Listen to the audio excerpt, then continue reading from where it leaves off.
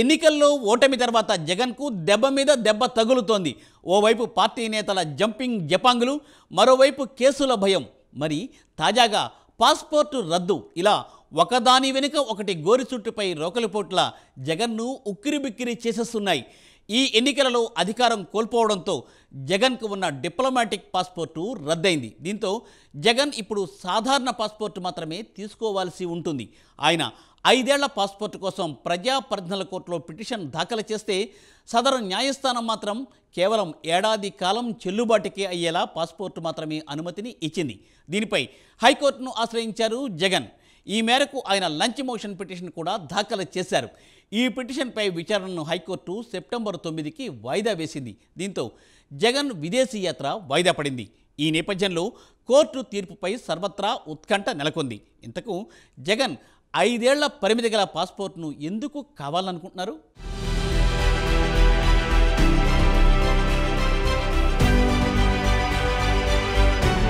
ఈ ఏడాది ఆంధ్రప్రదేశ్ అసెంబ్లీ ఎన్నికల్లో వైసీపీ ఘోరంగా ఓడిపోయింది. వైనాట్ 175 అంటూ ఘీంకరించి చివరకు 11 స్థానాలకి చాపు చుట్టేసింది. ఆ పార్టీ సీనియర్ నేతలు, మహామహులైన నేతలంతా ఘోరంగా ఓటమి పాలయ్యారు. ఇది చాలదన్నట్టు వరుసగా ఎంపీలు, ఎమ్మెల్సీలు, ఇతర కీలక నేతలు పార్టీకి రాజీనామాలు ప్రకటిస్తున్నారు.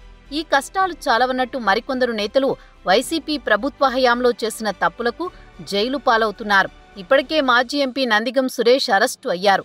ఎమ్మెల్సీలు లేళ్ల అప్పిరెడ్డి, తలసిల రఘురాం, మాజీ మంత్రి జోగి రమేష్, విజయవాడ నేత దేవినేని అవినాష్ పరారీలో ఉన్నారని ప్రచారం సాగుతోంది. ఈ పరిస్థితుల మధ్య వైసీపీ అధినేత జగన్ విదేశీ యాత్రకు కూడా బ్రేక్ పడింది. జగన్కు ఉన్న డిప్లొమాటిక్ పాస్పోర్ట్ రద్దయింది. గతంలో ఆయన ముఖ్యమంత్రిగా ఉండడంతో ఆయనకు దౌత్య పాస్పోర్ట్ ఉండేది. అయితే ఇప్పుడు ఆయన కేవలం ఎమ్మెల్యే మాత్రమే. దీంతో డిప్లొమాటిక్ పాస్పోర్ట్ రద్దయింది.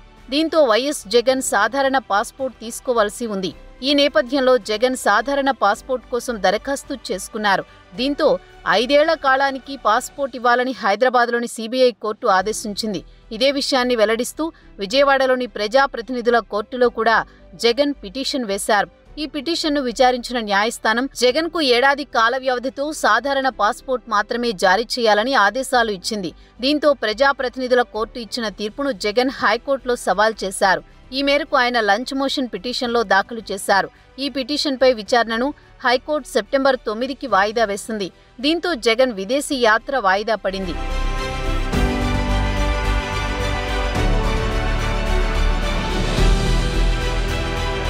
వాస్తవానికి సెప్టెంబర్ 3నే జగన్ లండన్ బయలుదేరాల్సి ఉంది. ఈ మేరకు సీబీఐ ప్రత్యేక కోర్టు నుంచి అనుమతి కూడా తెచ్చుకున్నారు. లండన్లో చదువుతున్న తన కుమార్తె పుట్టినరోజు వేడుకల కోసం సెప్టెంబర్ 25 వరకు అక్కడే ఉండాలని భావించారు.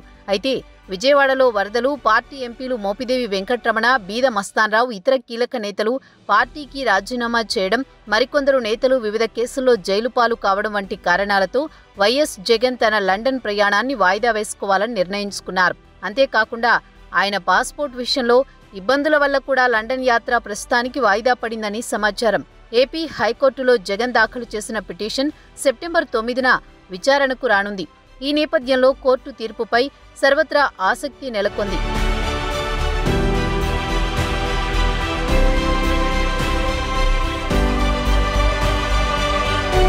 గడిచిన 10 ఏళ్లుగా జగన్ విదేశాలకు వెళ్లిన ప్రతిసారి ఇలాంటివన్నీ చెక్ చేసుకుని మరీ వెళ్లేవారు. ఈ విధంగా ఎప్పుడూ జగన్ టూర్ వాయిదా పడిన సందర్భం లేదు. టూర్ వాయిదా వెనుక ఏదో జరుగుతోందనే చర్చ పొలిటికల్ సర్కిల్స్లో మొదలైంది. మరోవైపు పాస్పోర్ట్ పరిమితి ఎంత ఉంటే జగన్కు ఎందుకు? మరోసారి విదేశీ పర్యటనకు వెళ్లాలంటే పాస్పోర్ట్ వ్యాలిడేషన్ లేకపోతే మళ్లీ చేయించుకోవచ్చు. కానీ ఇప్పుడే 5 ఏళ్లకు కావాలని ఎందుకు పట్టుబడుతున్నారు? ఇక్కడే చాలా మందికి డౌట్లు వస్తున్నాయి. జగన్ లండన్ పోయి మళ్లీ వస్తారా, రారా అన్న చర్చలు సహజంగానే వస్తున్నాయి. అయితే వాటిని రాజకీయ ప్రేరేపిత చర్చలేనని, జగన్ మళ్లీ తిరిగి రాకుండా ఎక్కడకు పోతారని ఎక్కువ మంది అనుకుంటున్నారు. కానీ ఇప్పుడు జగన్ పాస్పోర్ట్ కోసం చేస్తున్న ప్రయత్నాలు చూస్తుంటే ఆయనకు వచ్చే 5 ఏళ్ల కాలంలో రాకుండా ఉండేలా మంచి ప్రణాళికలోనే వెళుతున్నారన్న అనుమానాలు బయటపడుతున్నాయి. లండన్లో ఉండగా పాస్పోర్ట్ గడువు తీరిపోతే తిరిగి రావాలంటే చాలా కష్టం. పైగా ఆయన కోర్టు ఆదేశాలకు విరుద్ధంగా లండన్లో ఉంటారు. ఏ కారణాలు చెప్పినా ఒప్పుకోరు. అందుకే వ్యాలిడ్లో ఉన్న పాస్పోర్ట్ దగ్గర ఉంచుకోవాలని గట్టిగా ప్రయత్నిస్తున్నారని అంటున్నారు.